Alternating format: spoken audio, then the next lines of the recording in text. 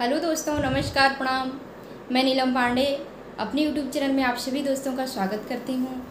आज फिर से आप सभी के बीच में एक बहुत ही प्यारा सा तिलक गीत लेके आई हूँ। श्री रामचंद्र का तिलक है। जनकपुर गए हैं और वहाँ की सखियाँ मंगल गीत गा रही हैं। आइए ये गीत का आनंद लेते हैं। प्लीज़ आप लोगों को गीत पसंद आए तो मेरे चैनल को सब्सक्राइब कीजिए, वीडियो को लाइक कीजिए, शेयर कीजिए, प्यारा सा कमेंट ज़रूर दीजिएगा। आइए गीत का आनंद लेते हैं।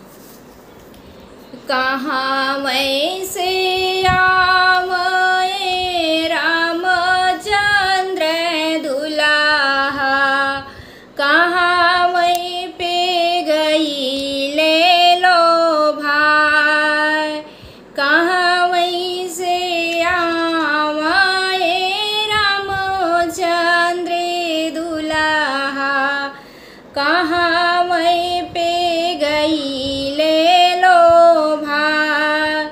के करे दुआरे राम आसन मारे, मांगा थे सिया सुकुमार,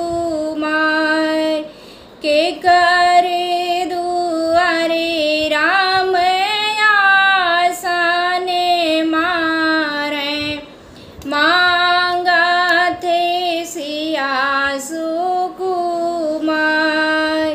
अवध से आवे रामचंद्र दुलाहा, जनकपुर गई ले लो भाई, जनक दुआरे राम आसन मारे, मांगाए सिया जनक दुआरे राम आसन मारे, मांगाए सिया सुकुमार। हली हाली बसवा कटावो जनक जी, सुंदर मड़वा चंदन पीढ़िया बाबा मड़वा धरावाओ, पंडित करावे मंत्रोच्चार, एक बार बैठाई नहीं हर के लोगवा, दूसरे ससुरवा बिचवा में बैठाए रघुबर श्री राम, संगवा में सिया सुकुमार, होई गाठी बांधन घूमे भावरिया, सिंदूरा पड़ाई